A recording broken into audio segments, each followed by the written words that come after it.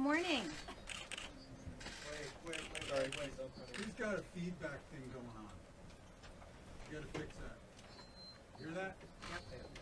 Someone's got to turn that off. Let's clean up the microphone. Come on, Lisa. Someone's got that feedback on. I don't hear it. You don't hear it. All right. Everybody in the room hears it. We hear it. There it is. Okay. Get that radio guy in the back of the piece. All right, good morning, everyone. I'm civil rights attorney Lisa Bloom, and I'm very proud to represent Kathy Griffin. Kathy is not only one of the funniest humans alive, she has been a bold advocate for women, the LGBT community, people of color, and veterans for many years, including numerous stand-up performances for the troops in Iraq, Afghanistan, Kuwait, and Uzbekistan, places that many other entertainers were too scared to go. She is also the proud daughter of a vet. During the campaign, Donald Trump said of a female reporter who had called him out on misogyny, quote, "She had blood coming out of her eyes. She had blood coming out of her wherever." Kathy did not forget that disgusting remark, for which Trump has never apologized. Kathy teamed up recently with a photographer to mock Trump, our mocker-in-chief. What would it look like if his own insults were turned on him? Wearing a pussy bow blouse in a nod to his caught-on-tape bragging about grabbing women's genitals, she held up a Trump mask with fake blood coming out of the eyes and coming out of the wherever in full hyperbole with a stern look on her face. As she said in her social media posts accompanying the photo, quote, "I captioned this, there was blood coming out of his eyes, blood coming out of his wherever." It was a parody of Trump's own sexist remarks, taken to an extreme, absurdist visual. Like many edgy works of artistic expression, the photo could be interpreted different ways, and Kathy was fine with that. But Kathy never imagined that it could be misinterpreted as a threat of violence against Trump. That was never what she intended. She has never threatened or committed an act of violence against anyone. Her life's work is to make people laugh. And as soon as she learned that this is how it was being received, she was horrified, and she took down the picture, and she asked the photographer to take it down, and as fast as possible, she videoed a heartfelt apology, literally begging us for forgiveness. That should have been the end of it. Many male artists have created far more disturbing imagery.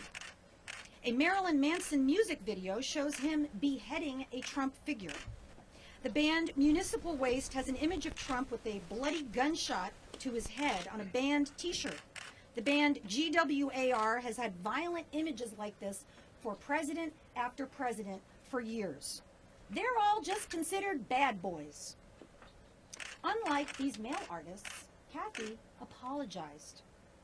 Unlike these male artists, Kathy has endured the most powerful man in America and his family using their power to target her and her employers after she apologized. The president took a break from his busy schedule of tweeting nonsense words to target her satire, calling her sick.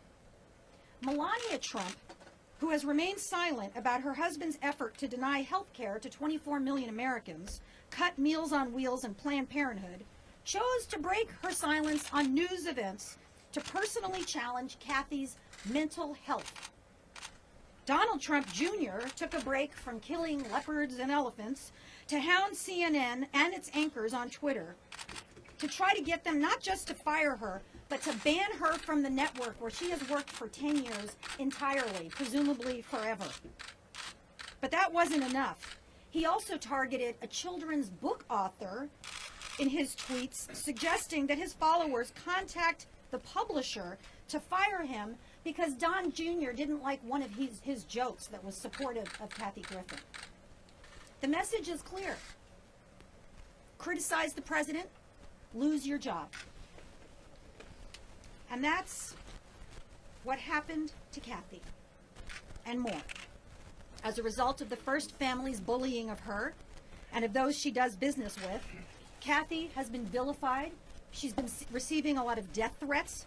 She's had her personal website and her social media channels shut down, been fired from multiple jobs, and had multiple events canceled. The Secret Service has reached out to her. The Secret Service has reached out to a comedian. She has had to retain a criminal attorney who is here today, Dmitry Gorin. That's Dmitrygorin. And he can answer questions at the end about his work. For the first time in history that we are aware of, the President of the United States and his family is personally attempting to ruin a comedian. This has been a living nightmare for Kathy. She works hard, and she has millions of global fans, including me, but she lacks a TV network or a giant team behind her, and she has been suffering through this virtually alone, as every kind of vile threat has poured in. She has been advised not to leave her home, not to go online, not to receive deliveries, as the beatdown of Kathy Griffin rises to a crescendo. It stops here. It stops now. This is insane. Ted Nugent threatened to kill President Obama. Trump invited Ted Nugent to the White House. Trump does not realistically fear 56-year-old, 110-pound Kathy Griffin. Trump himself is currently facing 2 lawsuits for inciting violence at his rallies when he told his followers to, quote, knock the crap out of protesters or, quote, punch him in the face. Kathy has a First Amendment right to make whatever provocative art she chooses. Whether or not you get or like her artistic expression, in America, Kathy has the right to publicly parody the president. In Russia, feminist artists Pussy Riot were imprisoned for 2 years by Trump's buddy Putin. In the U.S., the Supreme Court has ruled in a series of long-standing bedrock constitutional cases that political satire is protected, and the government cannot retaliate against citizens for it. That's an important legal right that is now under attack as journalists, networks, and artists fear retribution from Trump and his administration. He is hoping for a chilling effect on artists like Kathy and other artists. He has said he wants to sue people who criticize him. Nope, that is authoritarianism, and we will not have it. Kathy has made a decision. She is not going to stop speaking out for women, for LGBT rights, for vets, and for others. She will continue to be the fierce, brutally honest shero that millions love. She will continue to push the edges of our comfort level and beyond, to challenge us and to make us think. Thank you for that, Kathy, because we need you right now.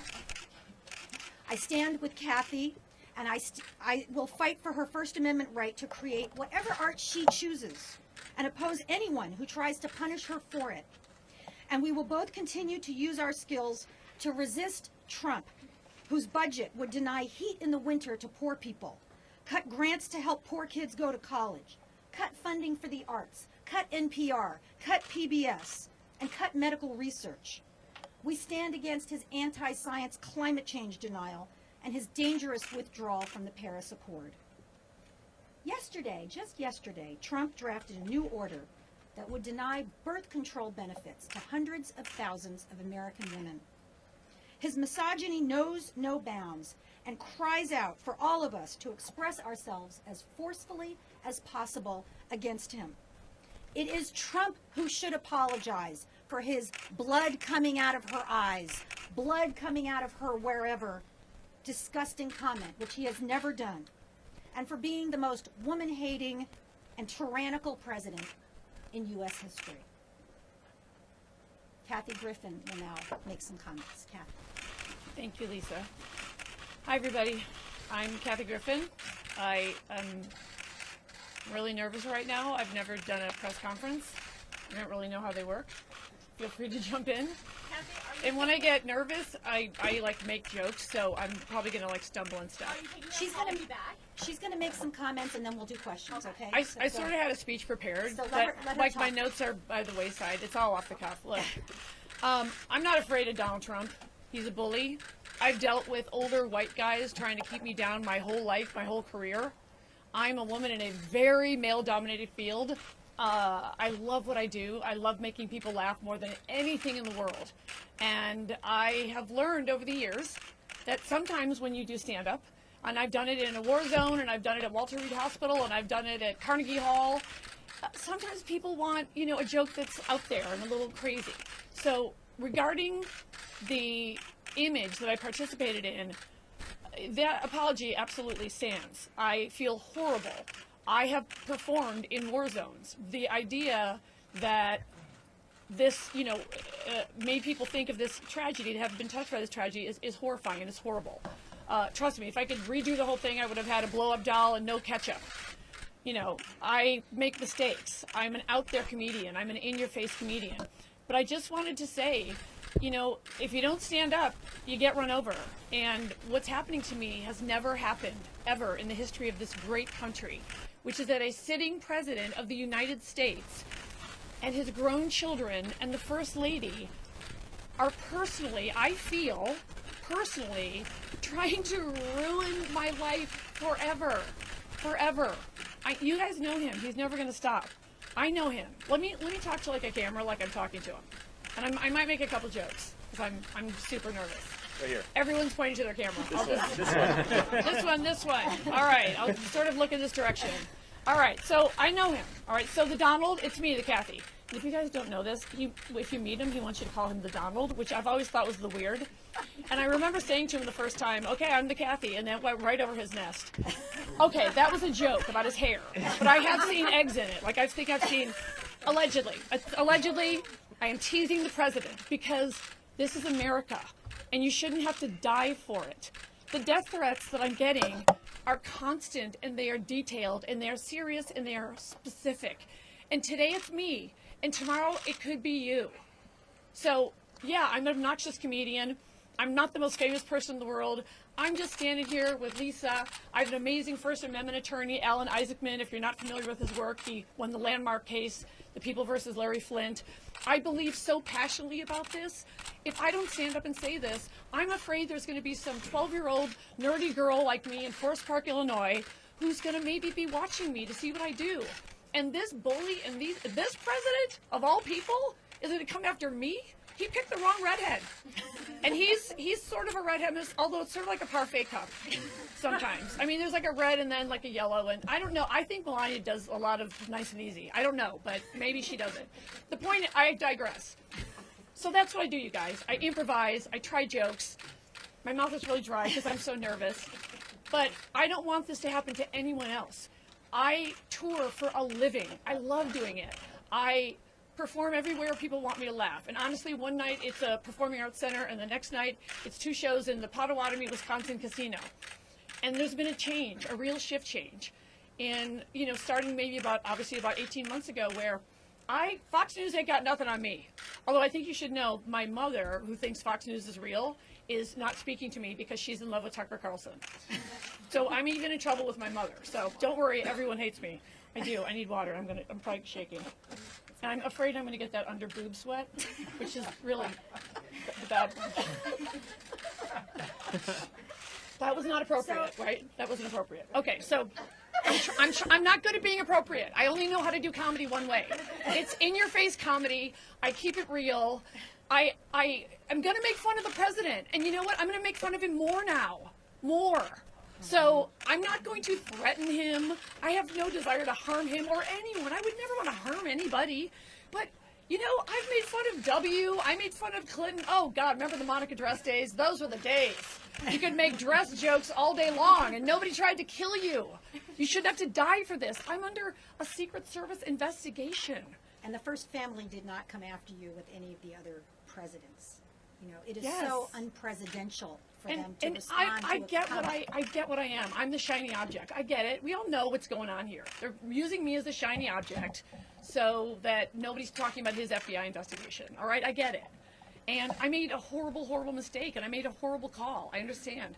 But everywhere I go, people actually come up to me. And like I said, I go everywhere. It's what I do. And they say, you know, oh, I'm a housewife and my kids have been driving me crazy, and oh, I just needed 2 hours to blow off some steam, and I'm glad you went there, and you're saying the things I'm thinking. Those are my peeps. I'm not for everybody. I'm barely an acquired taste, frankly. On a good day, I'm an acquired taste. But honestly, my whole career, I'm 56 years old. I'm 110 pounds wet. I've had everybody turn on me, and I just want to make people laugh. That's all I want to do. So I screwed up. But I want the gay guy who came to see me in Lake Charles, Louisiana a few weeks ago, who said, I wanted to come here because I'm scared to come out. But I get to come here and laugh for 2 hours. That's what I'm telling you. That's why I'm here. It's honestly, it's not for me. It's for them. I think a few people might actually be watching me, and I want them to see this old dame. I'm not laying down for this guy. I'm going to make fun of him. I'm going to make jokes about him and the housewives and Kardashians. But, you know, he does provide a lot of material. I mean, you got to be honest. It's a good time to be a comedian. It's scary to be a citizen, but it's a good time to be a comedian. That's great. Should we take some questions? Did I do everything wrong? I did everything wrong. I did everything wrong. Okay. I don't know how this part works. Okay, let's start Okay. over here. Okay. Yeah, thank you. In December 9th, reporter Hi. Shira Levine, Hi. quoted you as saying that you were happy to deliver a beatdown to Donald Trump, and also to Barron, and that you, quote, wanted to go down hard on Donald and go direct for Barron Trump. When is this quote So from? this is a quote. Yeah, I've said that in my act. Oh, okay. Yeah. She said that in her act. So she Years, admits. years ago. So you admitted you're going after Barron Trump. Is that what this is all about? How is she too? going This- after I think Barron I think a Trump? comic should be able to make fun of everybody. Like I And I make apologize. My question was for Lisa. Oh. So Oh. Are you aware that your client is trying to go after Barron Trump? Okay, so that's a ridiculous, misleading question, and no, she hasn't said a single word here today about Barron. She was talking about something from a comedy act from years ago, I think. And let me talk about this issue of children. Okay, we can have edgy comics in America. Comics can say things that are not appropriate for children. Comics can create images that are not appropriate for children. Many things on the news are not appropriate for children. I'm a parent of 2 adult children and a teenage foster son. It is my job as a parent to filter out what is appropriate for my children. It is not the job of a comic to filter everything down to the level of an 11-year-old. She gets to make the comedy and the art that she wants to make, and the parents decide what's appropriate So for follow children. up, you think every news we haven't- we organization can block out, Trump can block out every news organization tweeting out this photo? You know think what? one There's a parent lot of could actually do disgusting that? stuff about Trump on the news every day, like the fact that he's making us the laughing stock of the But why world. would she go after Barron Okay, Trump you know at what? 10 There are years other old? How do you people feel here. about traumatizing She did Barron? not. Wait, hold on. She did not go after a 10. Nothing That's in her her quote. piece had to do with Barron. So you're trying to make something that doesn't. What are your exist. thoughts on reports? I that Barron make did fun of say- everybody in my act. I make fun of every. I'm like one of those people my that makes God. fun of everybody in my act. Myself the most, but I'm super real, and I sort of have this gauge. If it's real or it's shocking, and sometimes I say shocking things to kind of wake people up. But yeah, I said that during a live show. I make fun of everybody in my act. I make, you know. How do you feel about the fact that he was traumatized? Well, allegedly.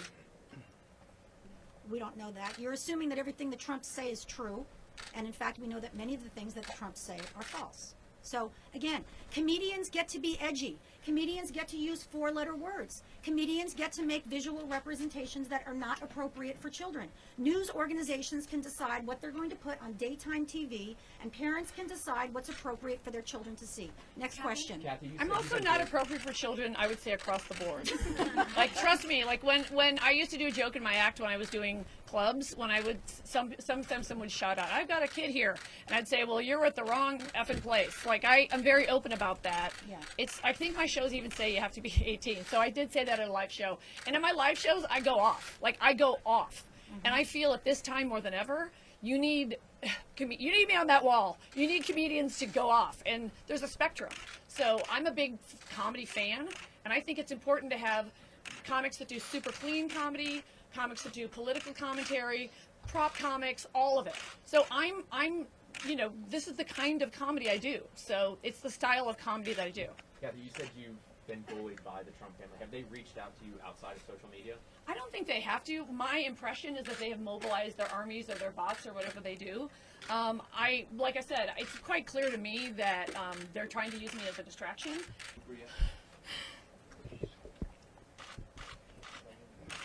Has the Secret Service talked to you? So Secret Service questions. This is Dimitri Gorn. So, Let me see. I'm Step to the Dimitri Gorn, microphone. I'm the criminal defense Can you attorney. move to your left, sir? Sure. We're representing Kathy in the criminal investigation, which we believe is gonna be closed, and we're gonna fully cooperate with the Secret Service in their investigation. We don't even think it should have ever been opened. She basically exercised her First Amendment rights to tell a joke. And when you look at everything in the media, all the times entertainers make videos or express themselves in other ways, you've never seen an entertainer, let alone a comedian, be subject to a criminal investigation. It's really outrageous. And I believe she's going to be cleared. I believe the Secret Service is, doing their job, I suppose, anytime they perceive there's a threat. But there really wasn't a threat. Ms. Griffin has expressed to you it was just a bad joke. She's apologized for it, and we believe the Secret Service investigation should be closed as quickly as possible. Kathy, do you think that if you were a male comic, they would be coming after you this hard? The No, Trump family? no, cut the crap. This wouldn't be happening to a guy. This is a woman thing, all right? I'm just going to come out and say it. And I'm sorry if you don't agree with me, but I live it. I'm 56 years old. Everywhere I play, there's a male promoter. There's a male who owns a theater. The people who sign my checks are white guys. They're usually older white guys. I've been living this my whole career. I've been fighting this. And stuff like that happens, which is a moment for a comic. It's funny. It's called prop comedy. It's not my area. But there are other people that I can send you to that are better at it. That's what I do, guys. Kathy, given the chance, And then I cry, I guess, sometimes. given the chance, what would you say to Melania Trump?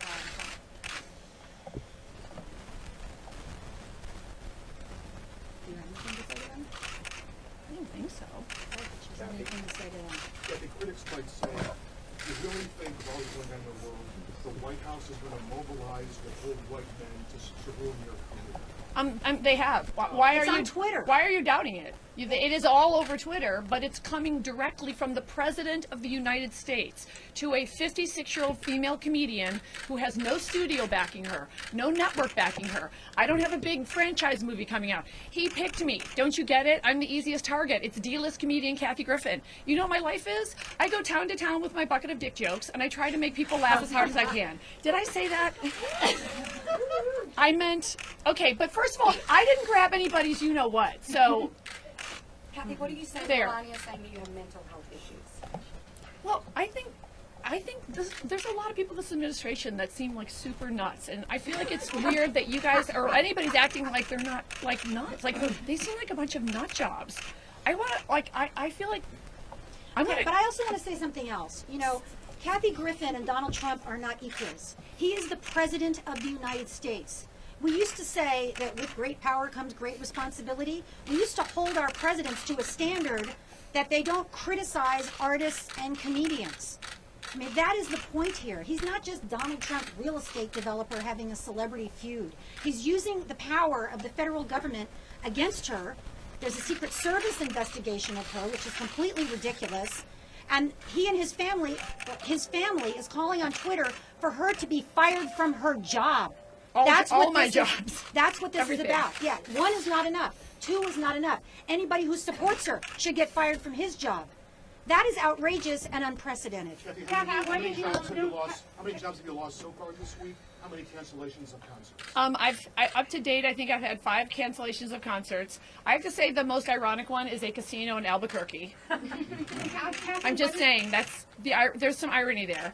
What did you think in those first few hours? Okay, so you guys want the story of what I was thinking? Is that that correct? Didn't you speak to Tyler in the morning, and didn't he ask you if you were ready to? Make some noise, yes. Okay, so what happened was so simple and so silly that I'm just going to have to tell you it honestly, but I know it's going to sound probably stupid. Okay, so my day job, as you know, is I go around the country and I stand in front of a microphone and I write all my own material, and I've done 23 stand-up comedy specials, more than any comedian, male or female, living or dead. And the reason I say obnoxious stuff like that is because I want young women watching this to know you can break a man's record. And I did it just to break a man's record. And by the way, I then broke my own record. So that same woman, if she's doubting herself, goes, dang, she didn't break her own. And people ask me why, and I go, just because I felt I had to. All right, so that's like my big thing, right? So what happened was, I'm a comic and I'm an actress and I've had a reality show and a talk show and 3 shows with my name in the title, etc. I've been on Law & Order, I've done all kinds of jobs. And so part of my life is I do all sorts of crazy things. I do stand-up comedy. I filmed a spoof of the film Annie entitled Granny, where I played the oldest orphan who was not adopted unfairly. So, you know what I mean? And I just did it for nothing with my friends, for free, for fun. So Tyler Shields is a photographer who I think is super artsy-fartsy, as my mother would say. I don't know if I swore. Not really. Okay. And I'm very, very vulgar. I'm too vulgar for children, by far. Don't let your children near me, or come to my show. Don't bring them. All right. So, anyway, we get together every couple of years and we do really ridiculous photo shoots. And I know his history, and some of his work is, I think, powerful. So he does sort of glamorous things, and he took a picture of me in the morning where I looked about 15, and that was fun. And then we did this really ridiculous picture of me laying out in the backyard in a latex bikini, which you're not going to be able to unsee. But anyway, obviously I'm making fun of the fact that I'm 56 years old and I have a banging bikini body and I'm in everybody's face, and by the way, here's my cellulite. That's what I do. I turn things on its ear. And then some of his work I thought was powerful. He did an image of a bus full of African American people reading the title of the paper the day JFK died. And that was powerful. He did an image that was powerful of an African American man lynching a Klan member. Powerful. So I know he goes there. So every shoot we do one we think of the song, let's give him something to talk about. We give him something to talk about. We put about 5 minutes thought into this. I apologize. I really screwed up. It was the end of the day. We've been doing all these silly photos. And I said, as I said on the tape, all right, let's get in trouble. Let's give him something to talk about. And, of course you got to make fun of Trump, most obvious. And there's so much there. And so I started thinking about that Megyn Kelly thing. And by the way, I'm sure Megyn Kelly can't stand me. But I don't care, because I'm always going to stick up for a woman who I feel is being demeaned by Trump, even if they don't like me, all right? And it was done in minutes. And people around the room had different interpretations. One person said, it's almost poignant. It's like you're feeling sad for the country. And I thought, that's interesting. So that's what it is. You interpret it the way you want. There was no. Kathy, are you asking for an apology now from President Trump? Can I just add one thing? There was never an intention to threaten anyone with this photograph. This was really an expression, a comedic expression, political satire, and the fact that there's an open Secret Service investigation is really ridiculous, because it's never happened to any artist before. So she was being funny. Kathy? Let's do last question. For called your photo disgusting, do you think that was him talking, or do you think he was pressured into saying that? Kathy? How can we know? I don't know. I thought that hurt. That's all. I really. Okay. Last question. You've already asked it. Kathy? I saw some tape of you at the end of the photo shoot, and you made some comments off the cuff, like, I know we're going to go to prison over this. Right, we're going to go to Mexico, So yeah. What kind of reaction were you expecting? Okay, so I did a picture with Tyler a couple years ago, and it was like, a statement picture, right? And I used it for some of my tour stops, and some of the stops thought it was too creepy. And it was a photo of a man's hand with scissors trying to cut my tongue out, as in men trying to silence a woman. Like, you get it, it's pretty obvious, right? And so I thought it was similar to that level. I thought, okay, I know I'm going to get some, as my mother would say, guff for this, but I did not think that people would be trying to murder me and mobilize other people to murder me. And I wish the president would govern instead of trying to do whatever he's trying to do. Okay, thank you, everybody. Kathy, in your Appreciate opinion it. of this Thank First Amendment you. expression Okay. of you